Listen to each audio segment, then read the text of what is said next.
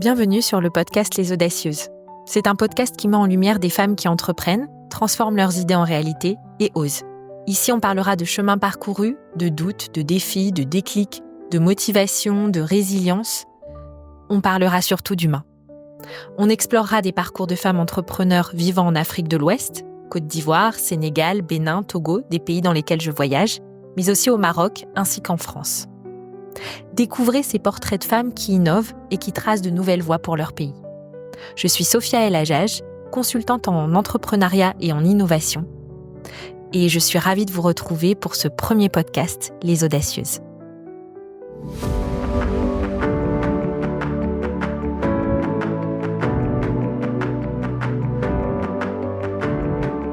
Bonjour ma Férima. Bonjour Sophia. Comment vas-tu ? Alors, je vais super bien. Super, merci infiniment d'être avec nous. Surtout qu'on sait que c'est une période importante pour toi, la fin d'année. Tu vas nous en parler davantage. Ouais. Avant de rentrer dans le vif du sujet, est-ce que, s'il te plaît, tu peux te présenter brièvement ? Alors, je suis mademoiselle Konema Férima Kounadi. Je suis la cofondatrice de Kounadi Volaille. Je suis informaticienne et encore dans le marketing management. Très bien. Ouais. Alors, il y a une particularité. Moi, quand je t'ai rencontrée, j'ai aussi rencontré ta sœur. Est-ce que tu peux nous en parler ? Alors, je suis jumelle. Ma sœur jumelle, elle s'appelle Kone Yasmine. Kone Massangé Yasmine. Et on est en quelque sorte fusionnels. Très fusionnels. Alors, pour quelle raison ? Vous avez la société ensemble, c'est ça ? Vous l'avez cofondée ensemble ? Oui, nous l'avons cofondée ensemble parce que entre elle et moi, lorsque une a une idée, elle partage avec l'autre et on en discute. Et comme on pense qu'on fait qu'une seule, donc quand toutes les deux nous sommes d'accord, on s'est dit bon, c'est bon. On se lance, on fait notre expérience. Et quand ça ne marche pas, on se remet d'abord en cause et on essaie de voir ce qui n'a pas marché et on essaie d'avancer parce que nous sommes toutes deux des personnes qui abandonnent rarement. Voilà. Et on aime l'innovation, on aime pousser les limites, on aime vraiment casser les codes. Voilà. Quand on nous dit qu'on ne peut pas, et c'est là qu'on fonce. Voilà. J'adore. Et alors, vous venez de quelle partie de la Côte d'Ivoire ? Alors, nous sommes d'Odiéné, plus précisément de Minignan. Et Minignan qui est la dernière ville au nord-ouest de la Côte d'Ivoire. D'accord. Et nous sommes pratiquement à la frontière de deux pays, entre la Guinée et pas trop loin de la Guinée, une dizaine de kilomètres. D'accord. Et le Mali aussi, une dizaine de kilomètres. Est-ce que c'est une zone où effectivement on fait de la volaille ou comment est née cette idée ? Alors, l'idée de la volaille n'est vraiment pas liée à la région. Et d'où on vient, ça n'a rien à voir. Et parce qu'on a eu l'idée quand on était à Abidjan, ici. Et moi, j'étais à Abidjan, elle est à Yamoussoukro. Et à Bouaké plutôt. Et donc, on a eu l'idée d'abord, c'était même pas la volaille. On voulait simplement avoir notre propre entreprise à nous. Donc, on s'était fixé l'objectif, je crois, après notre BTS, notre année BTS en 2006. On s'est dit, bon, c'était pas trop aisé pour moi parce que moi, je suis beaucoup plus aventurière. Donc, je me disais, aller au boulot le matin, le soir, franchement, c'était pas trop dans un bureau enfermé.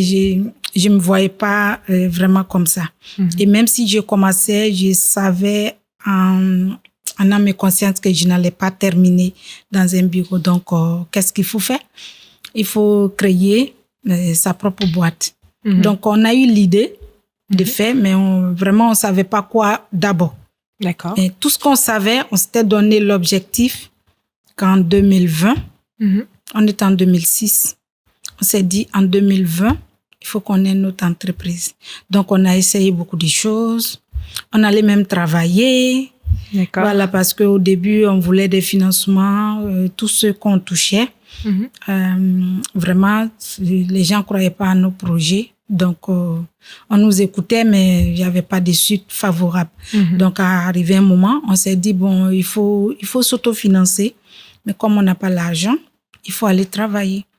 Donc, chose que je voulais pas faire, mais je suis allée travailler. Quand même dans un bureau. Je suis allée travailler dans un bureau pendant 4 ans. D'accord. Donc, j'ai été agent de sûreté aéroportuaire.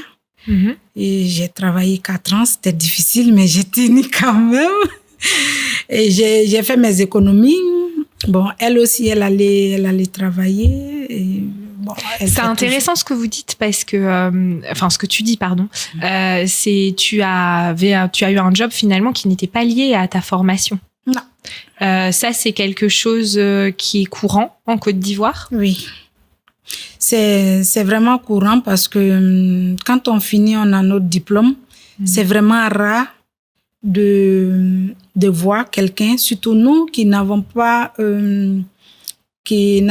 des parents pour vraiment financer nos études supérieures. Donc, on s'est vraiment limité à ce qu'on pouvait nous donner le bac plus 2. Donc, après le BTS, on était obligé soit de chercher du boulot ou même vraiment, il y avait plus rien à faire. Donc, c'est en ce moment qu'on a vraiment commencé à militer. On a fait beaucoup d'organisations d'abord et beaucoup de formations gratuites parce qu'il fallait bénéficier des formations. Et je savais que je n'avais pas assez de formations. Il fallait vraiment faire des formations et je voulais la gratuité. Donc, j'ai fait du bénévolat dans plusieurs organisations internationales, ce qui a fait que j'ai beaucoup voyagé. Donc, au cours de ces voyages, j'ai tissé mes contacts pour pouvoir continuer mes études jusqu'à avoir mon Master 2 en Management Marketing. Voilà. Et donc, il fallait d'abord financer ça et je suis allée travailler pour économiser, pour financer les débuts de l'entreprise. Donc, ma soeur jumelle et moi, nous avons économisé pour commencer l'élevage. Parce que nous avons créé au début une entreprise dans notre formation en TIC. D'accord. Donc, on a fait un cyber, on a fait un centre de formation en informatique où on formait des élèves et autres. Mais ça n'a vraiment pas marché. Donc, finalement, c'est la volaille. On a commencé avec des poulets. Quel est le déclic sur la volaille? C'est un métier, c'est un secteur qui est difficile. Oui, c'est un secteur qui est difficile, mais c'est ma sœur. C'est ma sœur qui m'a entraînée là-dedans. Parce que elle étant boaké, elle avait quelqu'un qui était très passionné par l'élevage. D'accord. Et qui lui a parlé de son élevage. Elle allait sur la ferme et elle m'a appelé, elle m'a dit, bon, voilà, un business, on peut le faire, le poulet, à partir de 45 jours, on peut vendre, on peut se relever. Voilà. Donc, on a investi là-dedans. D'accord. Et c'est au cours de ces élevages qu'on a découvert qu'il y a des personnes qui vendaient des dindonneaux en Côte d'Ivoire ici. Donc, on a commencé à prendre des dindonneaux, 50 avec la personne. Et au fur et à mesure, les demandes, ça croissait. Et donc, après, la personne a arrêté d'importer.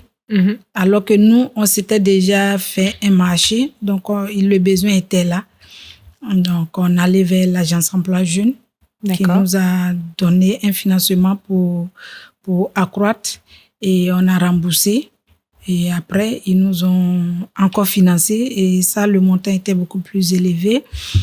Et après avoir remboursé cela, on nous a orienté vers Initiative Boaké, qui est une structure de l'AFD, l'Agence française de développement, qui est en collaboration avec, je crois, le BCP Emploi. Et là, on a reçu encore un financement. Voilà. Et on s'est dit, il faut passer maintenant de l'informel à formaliser l'entreprise. À une structure. Voilà. Je voudrais juste revenir sur quelque chose. Comment vous avez eu vent de tous ces programmes? Comment vous vous êtes dirigé vers l'agence Emploi Jeune? Alors moi, comme je vous l'ai dit tout à l'heure, j'étais dans les organisations. Donc, j'ai été présidente des jeunes de Cocody. D'accord. Après, j'ai été présidente des jeunes d'Abidjan. Donc, ce sont des programmes que on était tout en contact avec ces programmes pour informer à nous tous la jeunesse. Donc, quand mais je savais pas que moi-même je pouvais postuler. Voilà.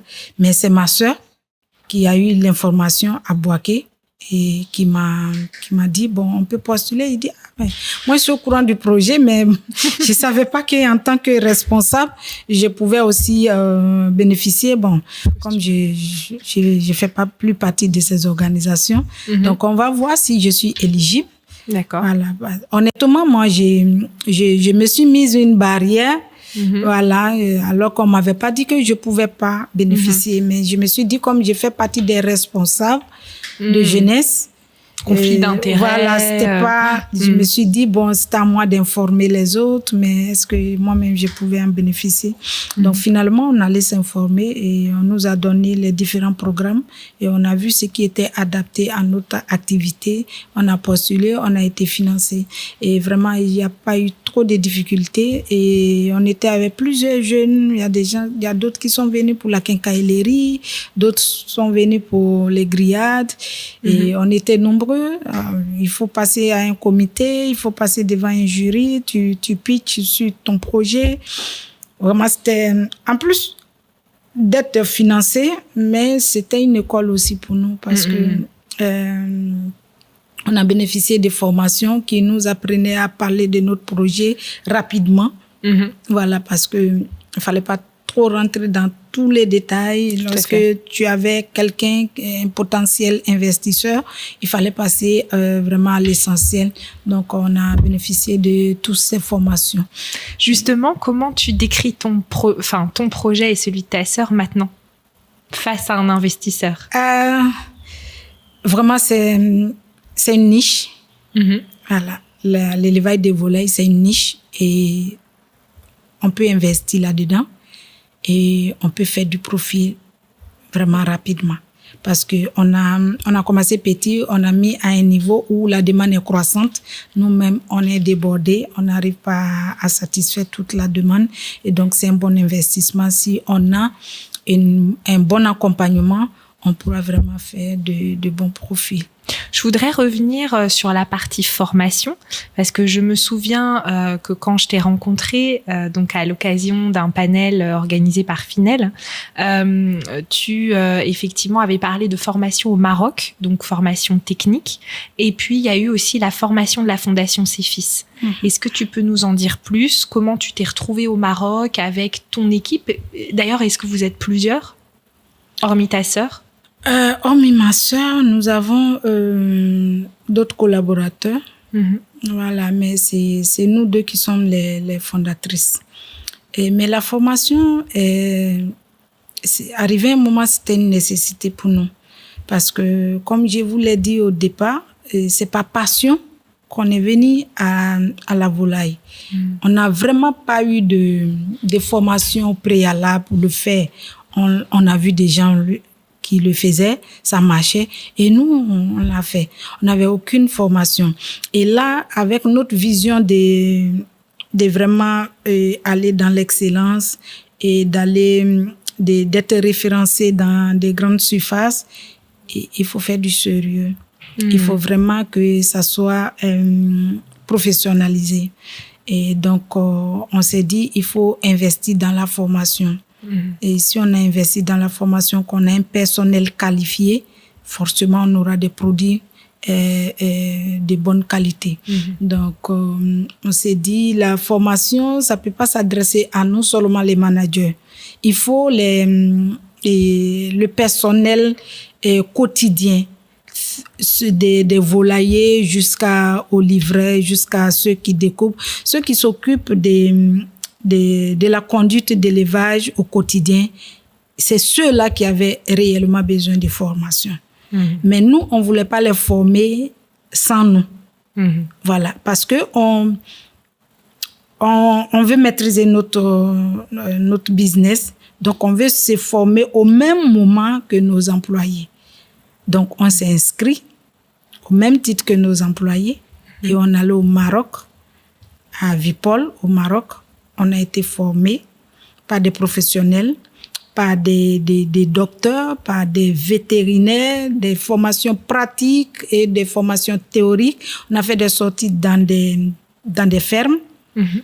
On a fait des sorties dans des usines de nutrition parce que tout va ensemble. On nous a montré comment est-ce qu'il fallait éviter que des pathologies s'introduisent dans les fermes. Et ça, c'était très important pour nous parce qu'on avait beaucoup de pertes avant ça. Voilà, on avait beaucoup de pertes on se disait, bon, peut-être que c'est le climat, ou peut-être que c'est... Franchement, il y a eu beaucoup de dits et certains même nous ont appelés, vous faites trop de publications, ça doit être des mauvais œils et autres. Mais ma soeur et moi... Il vous en faut plus pour vous décourager. Il en faut plus. Donc, on s'est dit, écoute, c'est un domaine qu'on ne maîtrise pas. Pourquoi ne pas aller à la source? Donc, c'était soit la France, soit le Maroc. Mais la France, elle et moi, on pouvait aller. Mais on ne pouvait pas prendre tous les employés pour aller les former en France. Et le mieux, c'était le Maroc. Voilà. Et puis le Maroc, à cette époque, il n'y avait pas de visa et c'était beaucoup plus facile et c'était plus proche. Donc, on allait au Maroc pendant 2 ou 3 semaines. On a été formés, on était internés à l'école. Donc, c'était vraiment, vraiment très important. Et depuis qu'on est revenu, franchement... Ça fait combien de temps? On allait en janvier 2023. 2023. En janvier 2023. D'accord. Et depuis janvier 2023, franchement, nos élevages se portent bien. On a moins de mortalité. On a misé sur l'excellence. Tout à l'heure, vous disiez que les fermes sont propres. Donc, oui, on nous a beaucoup formés sur la biosécurité. Et, franchement, c'était très important pour nous. Et ce qui fait qu'on a des grandes surfaces aujourd'hui qui collaborent avec nous, qui prennent nos bêtes et qui sont très satisfaits de la qualité. Donc justement, j'allais vous demander qui sont vos clients principaux. J'ai le droit de dire? Alors, tu n'es pas obligé de citer des noms, mais tu peux me dire le type de client. Effectivement, c'est plus de B2B, alors supermarché, ou bien est-ce que c'est aussi les particuliers? Oui, Qu'est-ce que ça représente par rapport à votre chiffre d'affaires? J'imagine plus des entreprises. Les plus gros clients, ce sont des super et hypermarchés. Il y a des particuliers, mais vraiment, ce sont des supermarchés dans lesquels nous sommes référencés, qui sont nos gros clients. Mais nous ciblons aussi les particuliers, parce que dans notre politique de développer cette filière en Côte d'Ivoire, il faut toucher tout le monde. Il faut que la viande de dinde soit comme la viande de poulet de chair. Il y a quelques années, l'Ivoirien ne connaissait pas le poulet de chair. Voilà, on ne connaissait pas les poulets de chair et aujourd'hui, on ne peut pas s'en passer. Poulet de chair, c'est en comparaison à poulet bicyclette. Poulet de chair, c'est-à-dire c'est quoi? C'est des poulets fermiers, un peu? Les poulets de chair, c'est des poulets de moins de 45 jours. 45 jours, d'accord, je savais pas. Tout au plus. D'accord. Voilà, ce sont des poulets qui sont spécialement faits pour engraisser et la consommation. D'accord. Alors que le poulet bicyclette, ça peut s'élever en liberté. Voilà, et ça prend beaucoup plus de temps pour évoluer et ça n'a pas assez de chair comme le poulet de chair. C'est plutôt sec. Voilà. Parce qu'il court beaucoup, c'est ça? J'ai bien retenu. Donc, les bicyclettes. Voilà. Donc, il pédale beaucoup plutôt. Voilà. Donc, la formation, c'était très important pour nous. Et en plus de cette formation, chaque année, nous avons notre fournisseur basé en France qui nous envoie des techniciens pour former le personnel et les éleveurs partenaires. Ce qu'on appelle les éleveurs partenaires, ce sont des éleveurs qui s'intéressent à l'élevage des dennes, que nous avons encouragé à faire l'élevage des dennes. Comme je vous ai dit, la demande est croissante. Nous, avec nos moyens, pour le moment, nous n'arrivons pas à vraiment couvrir la demande est un peu partout, à l'intérieur du pays. Donc, on encourage des gens qui sont déjà dans l'élevage, ils prennent des petites quantités avec nous, qu'ils élèvent. Et après, on les aide à vendre dans notre circuit de distribution. Et ces méthodes nous permettent d'avoir la disponibilité de la dinde sur tout le territoire national.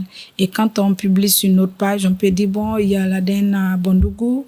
Donc, quelqu'un qui est à Bondougou, qui savait même pas où se procurer de la dinde, appelle le contact et puis il peut s'en procurer. On a des éleveurs à Douekoué, d'autres à Dabou, à Gagnoua, un peu partout, Bondougou, voilà, dans toute la Côte d'Ivoire. Yamsokro, un peu partout, même au Diéné.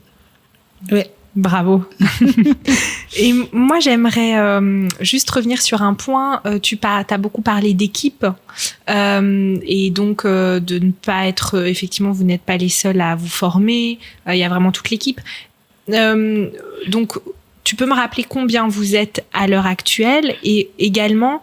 Est-ce que tu recrutes dans ces cas-là, quel profil tu recherches? Quels sont les critères qui vont t'intéresser, toi, en tant que cofondatrice, avec tout le parcours que tu as? D'accord.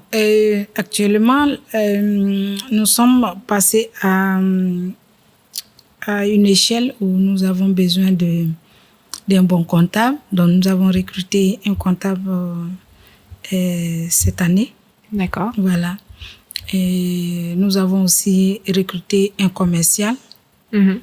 Et nous avons nos volaillers. Et ces volaillers-là, vraiment, c'est pas un grand niveau. Tout le monde peut le faire. Voilà. Il faut juste, chez nous, il faut juste savoir lire et écrire. Et en quelque sorte, on fait un peu du social dans ce cadre. Parce qu'on prend des jeunes déscolarisés. Ou bien diplômés sans emploi, qu'on forme, on prend comme des employés et on les forme. À un moment donné, on peut les mettre à la disposition des personnes qui sont intéressées par l'élevage, mais qui n'ont pas, mais qui n'ont pas de personnel qualifié. Donc, après avoir été formés par Kounadi Volaille, ces jeunes sont mis à la disposition de ces personnes-là. Ça peut être des entreprises, ça peut être des particuliers qui sont vraiment passionnés par l'élevage, mais ils n'ont pas le temps ni l'expertise. Donc, cela nous permet de contribuer un peu à désengorger un peu le pays des chômeurs. Voilà, parce que généralement, ces personnes-là ne sont pas dans beaucoup de programmes. Voilà, des programmes d'insertion. Ils sont un petit peu laissés pour compte. Voilà. Et souvent, ils n'ont pas l'information aussi, même si l'État fait des efforts pour prendre des petits, comment on appelle, des petits métiers, parce que je vois qu'il y a des formations maintenant en maçonnerie, en menuiserie, même la couture, la pâtisserie, et après les insérer, mais souvent, ils n'ont pas l'information. Bon, nous, au niveau de l'élevage, nous, on les forme et on les met à la disposition de ceux qui nous contactent. C'est vraiment l'apprentissage, en fait. Voilà, l'apprentissage. Mais on a aussi des étudiants qui viennent en stage chez nous et certains y restent. Il y a des écoles de formation en agronomie et élevage qui viennent chez nous pour faire des stages. Et certains y restent. Mais d'autres aussi, c'est pour valider les diplômes de fin d'année. Et on accueille beaucoup. Actuellement, on a 3 stagiaires. Et il y a l'agence emploi jeune aussi qui met des stagiaires à notre disposition Quand nous-mêmes, on a besoin des stagiaires, on s'adresse à l'agence emploi jeune qui met des stagiaires. Nous, on leur définit nos profils et ils lancent dans les réseaux de recrutement et ils font le recrutement à notre place pour le moment. D'accord. Très intéressant. Et donc, d'après ce que j'ai pu comprendre à l'heure actuelle, donc votre société, vous êtes une bonne cliente de la banque Finel. Ouais.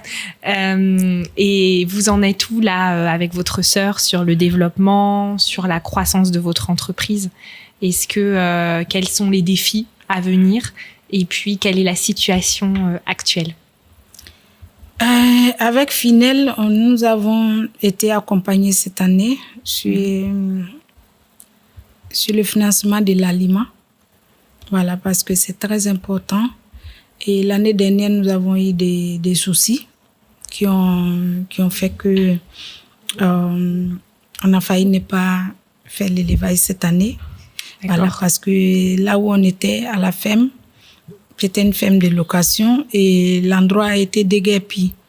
Et lorsque nous avons eu l'information, c'était un peu trop short pour déplacer toutes les bêtes. Et vraiment, c'était stressant. On était obligé de tout abattre. Alors que les clients demandaient, je dis par exemple, à 1 mois, ils avaient fait la commande 1 mois avant, après. Voilà, donc ils ne pouvaient pas prendre. Ah, oui. Voilà, on les a appelés, ils ont dit non, bêtes. ils n'ont pas encore prévu de prendre. Donc, il fallait tout abattre. Et il y a d'autres qui ne prennent pas le sujet parce que nous, on est spécialisé dans les frais. Donc, du coup, proposer du surgelé, c'était pas trop bon pour nous. Et le problème de conservation, voilà, et on s'était pas vraiment apprêté à ça. Les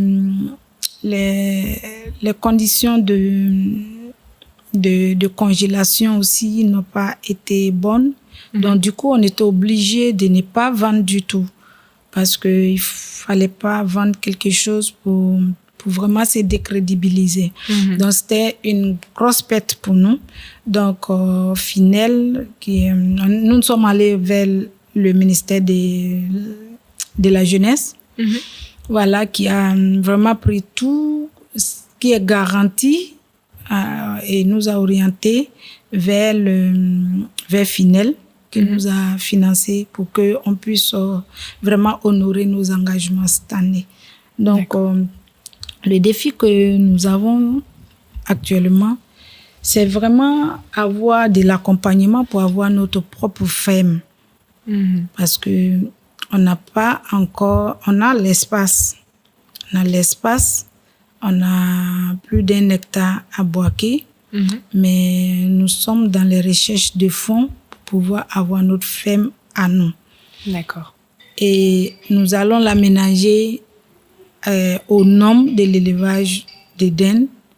Et là, nous allons maîtriser la chaîne des valeurs parce qu'il y a beaucoup de choses qui font que le coût de production devient beaucoup plus élevé. Et tant que nous ne maîtrisons pas la production de l'aliment, on achète l'aliment, c'est coûteux. Si on arrive à fabriquer nous-mêmes l'aliment, si on arrive à être sur notre propre site, si on arrive à avoir nos propres engins pour le déplacement des bêtes, que ce soit le frais, que ce soit les vivants, et ça va nous propulser dans une autre étape pour ce business à qui nous croyons beaucoup. Donc, c'est un challenge pour nous. Et vraiment, on cherche des personnes qui peuvent nous accompagner, qui peuvent croire en nous et nous accompagner. Et parce qu'on a commencé à 50 dindons et aujourd'hui, nous élevons plus de 10 000 dindons par an.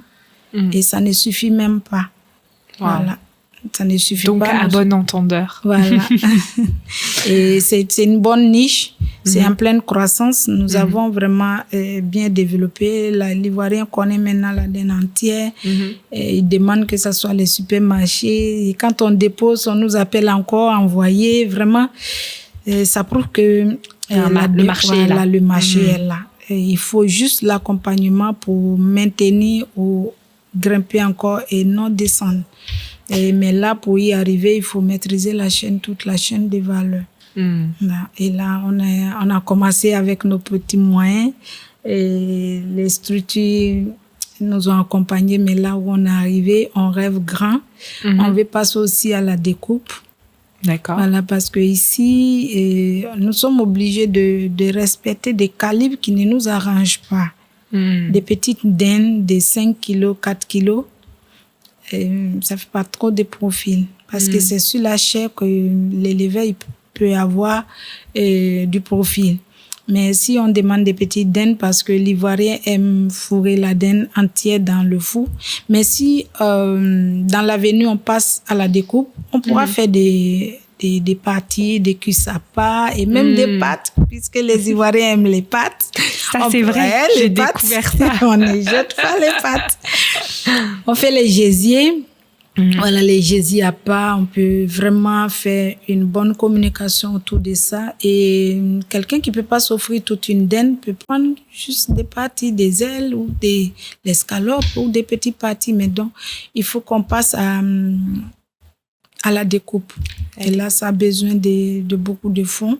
Nous sommes en train de travailler sur un business plan pour que ça soit prêt. Le jour où il y a un investissement, on est prêt. D'accord. On a quelque chose à proposer. Donc, actuellement, on est en train de beaucoup travailler dessus sur le business plan pour passer à la découpe. À l'étape. Voilà, à l'étape. Là, comme ça, on peut élever de grosses daines qui peuvent aller jusqu'à 20 kilos. Et voilà. Et puis, on peut passer à la découpe. On peut même faire de la transformation, des saucissons, d'autres produits à base de daines. Mafé, on arrive à la fin du timing qui nous est imparti. Pour conclure. Déjà. Mais c'est passionnant. Merci beaucoup. J'invite d'ailleurs toutes les personnes qui nous écoutent à te contacter en direct. Donc, je répète ton nom, Maferima Kounadi Kone. Et donc, c'est les volailles Kounadi. Je voudrais savoir quel est le message que tu as pour cette jeune femme que tu étais il y a quelques années. Qu'est-ce que tu voudrais lui dire maintenant quand tu regardes tout le chemin parcouru et comment ça pourrait inspirer d'autres jeunes femmes d'Odiéné ou d'ailleurs à faire comme toi? Alors, qu'est-ce que l'Ivoirien dit? Sans vraiment modestie, je suis fière de moi parce que quand je me vois quelques années après, rien n'était évident. Rien n'était évident que vous et moi, nous nous croisons aujourd'hui. Nous étions à Odiéné, des simples vendeuses, avec notre maman au marché. Et là, aujourd'hui, être sur les plateaux, invité et avoir une entreprise en bonne et due forme et employer plus de 20 personnes, c'était pas évident. Mais ce que je voulais dire, c'est que il faut écrire sa vie comme on écrit un projet. Voilà. Parce qu'au début, je vous ai dit que l'idée de créer l'entreprise, c'était depuis 2006, sans même savoir ce qu'on allait faire. Mais on savait que d'ici 2020, il fallait créer. Et Kounadi Volaille existait avant 2020. Le 31 décembre 2020, ma soeur et moi, quand minuit a sonné, on s'est dit, on l'a fait. On l'a fait. Bravo. Kounadi Volaille existait. Mais c'est parce qu'on l'a planifié, on l'a pensé, on a cru en nous-mêmes. Parce que beaucoup de personnes n'ont pas cru en nous. Quand on a dit qu'on va faire la daine, on dit, mais comment vous allez prendre des daines en France, dans la neige, et les envoyer dans ce climat? Ils ne vont pas vivre. Nous, on connaît telle personne, ils ont commencé, ça n'a pas marché. Tu dis ton projet à 10 personnes, il y a 9 qui connaissent des gens qui ont échoué là-dedans. Peut-être que c'est une seule personne qui va t'encourager. Mais ce qui va faire que tu vas y arriver, c'est toi-même. Il faut croire en toi. Il faut pas avoir peur d'essayer. Il faut pas avoir peur d'échouer. Et quand tu échoues, il faut savoir, il faut chercher ta propre responsabilité dans cela. Et puis tu vas te relever. Mais si tu penses que ce sont les autres, tu vas jamais trouver la cause et tu vas pas avancer. Donc, je demande à tous les jeunes, et surtout aux jeunes filles, soit parce qu'on est jeune, C'est pas parce qu'on est femme qu'on ne peut pas oser. Moi, je viens d'une zone où la scolarisation de la fille était vraiment quasi... c'était pas évident. Voilà. Il a fallu que notre mère, nos sœurs se battent pour qu'on soit à l'école et qu'on termine l'école. Parce qu'on nous met à l'école, mais on ne termine pas. Une fois tu arrives en 6e, on dit tu sais lire, tu sais écrire, va te marier. C'est tout. Alors qu'il faut terminer. C'est toujours le cas, tu penses? Ouais, ça a diminué parce que on salue beaucoup les organisations de défense des droits des femmes, les ONG, la société civile, qui ont fait un travail formidable. Les mentalités sont en train de changer, mais il y a encore des mauvaises graines quand même. Il y a encore des mauvaises graines. Il y a des familles encore qui pratiquent. Et nous, qui sommes passés par là, c'est pourquoi c'est notre rôle de retourner. Moi, je vais carrément, chaque fois que je suis au village, je parle avec les mères parce que je me dis que ce sont elles, c'est moi, ma mère, qui a lutté pour nous, ce sont mes sœurs. Donc, je me dis que ce sont les mères qui doivent tout faire pour maintenir les petites filles à l'école.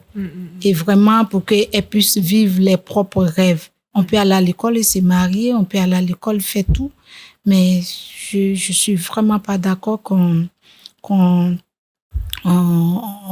raccourcit le cursus scolaire d'une petite fille qui était vraiment prédestinée à un avenir beaucoup plus meilleur.